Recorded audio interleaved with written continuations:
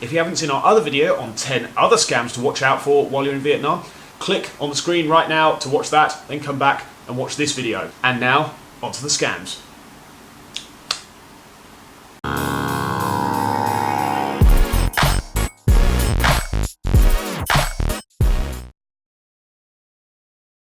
Another thing you've got to watch out for is people reselling boat, train, bus, pedalo, hovercraft, spaceship, any form of transport you care to mention, tickets for inflated prices. Okay, if you need to get that form of transport, go to the bus station, pedalo station, space station, whatever it is, go to the kiosk there, they will sell you it for the price that it is. If you just buy it off a man on the street, he is making a big commission. He is buying it for 20,000 dong and selling it to you for 100,000 dong.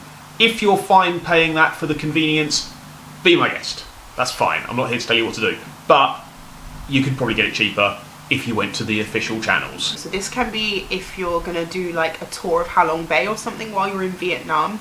If you go to a tourist agency or a travel agency and buy your boat ticket, sometimes what can happen is they'll show you a lovely brochure of this wonderful boat you're going to get on, and when you get there, it is not that boat. It's going to have holes in it, it's going to be rusty, rickety. You'd be surprised if it actually makes it to Halong Bay. So always, let alone back again. So always book directly with the operator of whatever transport or whatever tour you're going on if you can. And if you are curious about what you should be paying, Google it.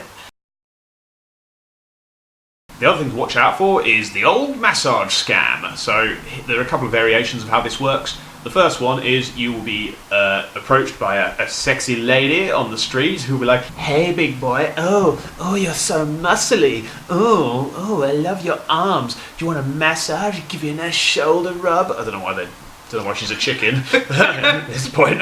Sexy lady. But yeah, so please put me off now.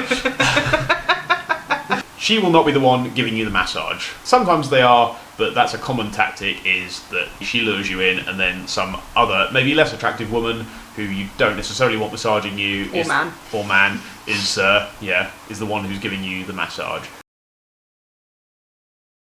A common worst nightmare is having your bank account hacked and it emptied and your personal data stolen. If that happens to you while you're travelling, that's goodbye travels, and you probably have to go home to get it sorted out. You can protect yourself against that horrible outcome by getting a VPN, which stands for Virtual Private Network. It reroutes your IP address through another city in another country, so you are much harder to hack. It's a couple of pounds a month. It's very cheap.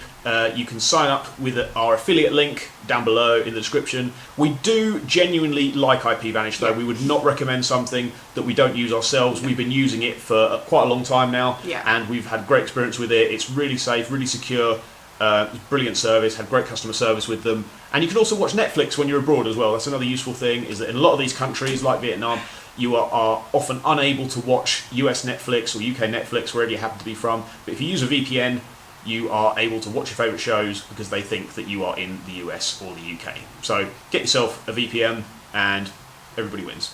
Stay safe online. There are a lot of very gorgeous women who will kind of entice you in and get you to sit with them. Hostesses. And yeah, they are hostesses. And it's not really a scam, but if you're not aware of how it works, then you can end up not having a lot of money. So if you are with a hostess... Sort of is a scam. Well, there are hostess bars, right? And in Asia, it is common for men to pay for the services of the hostess. So what this means is that if you have a hostess with you and you're drinking, you are paying for their drinks. So don't think they are buying their own drinks. Even if they are ordering their drinks, you're paying for them. Yeah, and this is how this relationship works. And the drinks are really expensive. Usually. If you're fine with that, that's fine. But just be aware of it, because you might get a nasty surprise at the end of the night. If you're getting a bus to somewhere, particularly maybe a night bus, and you get on and the bus driver then asks you for extra money for your luggage, because apparently that's not included in the cost. First of all, I've never heard of luggage not being included unless you've come on with 10 suitcases. I think that's a bit unreasonable to ask you for extra for your luggage.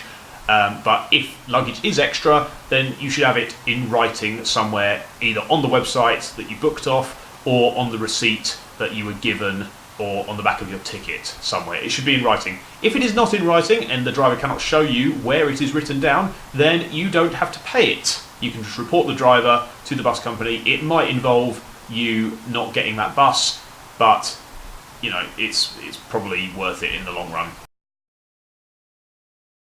Another sort of variation of that is, especially if you're getting a night bus, the bus mysteriously breaks down in the middle of the night and you're left stranded in the middle of nowhere. Oh, but fortunately there's this hotel right next to you on the bus. And obviously you can't just stay on the bus because, you know, they've got to go and take it to get repaired. So you stay in this really rubbish, really expensive hotel, but you haven't really got a choice. And obviously the bus isn't broken down and the bus driver is just splitting the money with the hotelier. Also, if you are taking things like night buses, make sure you leave your valuables with you. Don't put them in the hold, because there are so many reports where you'll take a night bus, you'll put all your stuff in and come collect your luggage and all your valuable things will have disappeared. Another transport related scam you need to watch out for is unlicensed taxis. Again, not exclusive to Vietnam, happens everywhere. Some of the taxis, there are a few official taxi companies in the main cities in Vietnam. Make sure you use one of these and not a similar sounding one, or do what we do and use the Grab app. Grab is like Uber, but it's more prevalent across Asia. There's an asymmetric power game happening with the taxi drivers because they know exactly where everything is, exactly how far it is, exactly how much it should cost, and you don't because you're a foreigner, a stupid foreigner in their country, so they've got a huge advantage. Grab takes that away. So with unlicensed taxis, they often try to rip off the legitimate taxi companies by using their branding or just changing it slightly, or using the same name but not having the logo. So make sure if you are getting into a taxi, check that it is actually from the correct taxi company. Some people say not to agree a price up front for your taxi, but if you have done research and you know how much your journey should cost, then I don't think there's any problem in arranging a fixed price up front. If you do want to get a legitimate taxi, still get the Grab app and just look up how much it should cost. The taxi is always more expensive in my estimation, but you know, it's worth having it just to check. Two of our friends who were travelling in Vietnam had a bad experience with a taxi company. They got a taxi, it was the middle of the night, I think they were coming back from a pub. He took some weird route and my friend kept saying to him, this is the wrong way. They could see the meter going up and eventually my friend said, look, this is ridiculous. Stop the car, I'm getting out. The door on his girlfriend's side is locked, so she can't get out. He gets out of the car and the guy drives off. And he's going crazy, he's like, what's happening? Eventually, like, she manages to get out and they re-meet up, like, not far down the street, but terrifying experience. Sometimes you will rent a motorbike off someone and they will have a second set of keys and maybe have a GPS tracker in the bike. Or they'll just follow you, do it low budget, Yeah. just follow you like a bad cop movie and just steal the bike back off you when you stop at the pub. And the second one is that there will be a fault with the bike you rent, which isn't disclosed to you obviously, and then when you bring it back, they will miraculously find this fault and tell you that you have to pay. So if you're renting any motorbikes or cars, make sure you check it while you're at the place. Maybe take it for a little test drive to make sure nothing sounds weird or, you know, anything's wrong with it. So if there is, you can either decide not to rent it or tell them in advance about it so you don't get caught for loads of money at the end. Exactly.